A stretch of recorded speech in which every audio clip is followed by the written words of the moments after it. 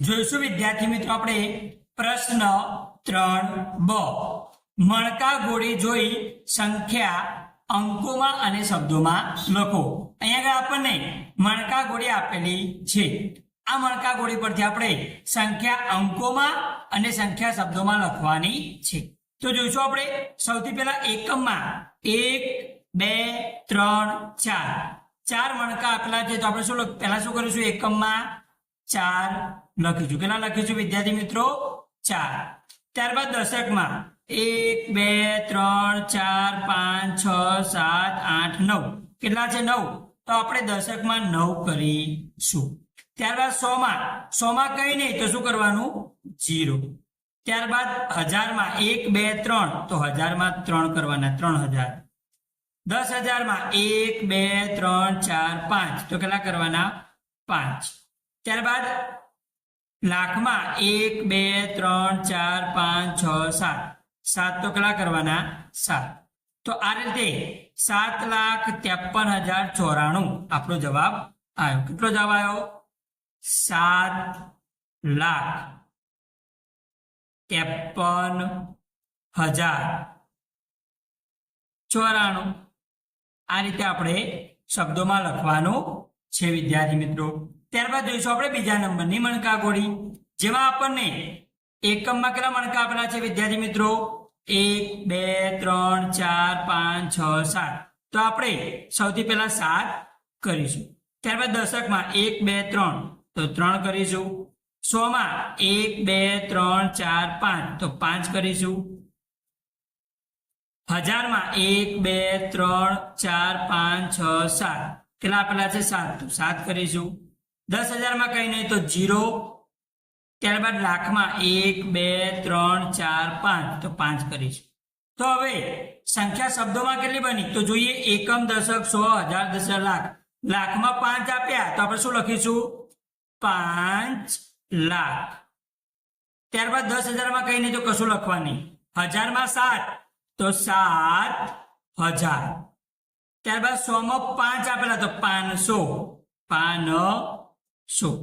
ત્યારબાદ 37 તો લખીશું 37। આ રીતે આપણે શબ્દોમાં લખવાનું છે વિદ્યાર્થી મિત્રો।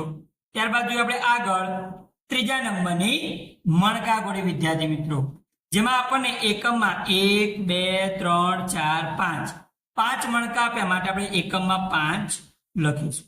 દશકમાં 1 2 3 4 5 6 7 8 9 9 મણકા આપ્યા માટે આપણે 9 લખીશું। ત્યારબાદ 100માં 1 2 3 4 5 6 7 8 મણકા આપે તો 8 લખીશું 100માં। ત્યારબાદ 1000માં 1 2 3 4 5 6 કેટલા? તો 6 તો અહીંયા આગળ 6 લખીશું।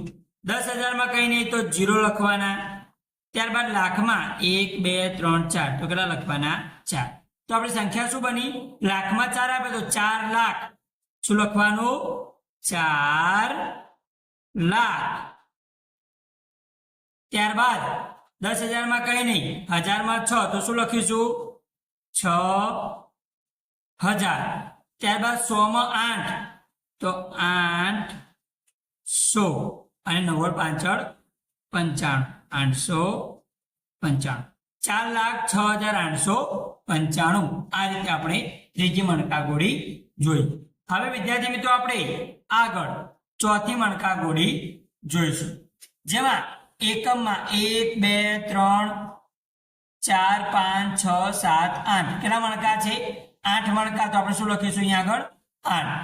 ત્યારબાદ દશકમાં 1 2 3 4 5 મણકા તો અહીંયા આગળ દશકમાં 5 લખીશું।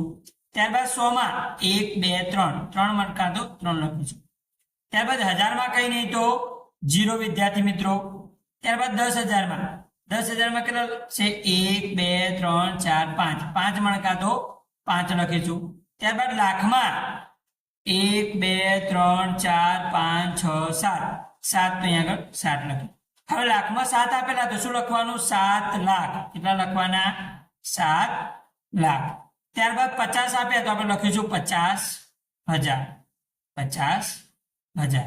100માં 3 આપ્યા તો 300 અને પાછળ 58 તો શું લખીશું? 58। આ રીતે આપણે બરાબર સંખ્યા રેખા પરથી સંખ્યા અંકોમાં લખી અને શબ્દોમાં લખી. તો અહીંયા આગળ વિદ્યાર્થી મિત્રો આપણે પ્રશ્ન 3બ પૂર્ણ કર્યો. જો વિદ્યાર્થી મિત્રો તમને વિડીયો ગમ્યો હોય તો વિડીયો લાઈક કરો, આ વિડીયો તમારા મિત્રોને શેર કરો અને મારી આ ચેનલને સબસ્ક્રાઇબ કરી બેલ આઇકોનને ઓન કરો. અને વિડીયો કેવો લાગ્યો એ વિશે કોમેન્ટ જરૂર કરજો.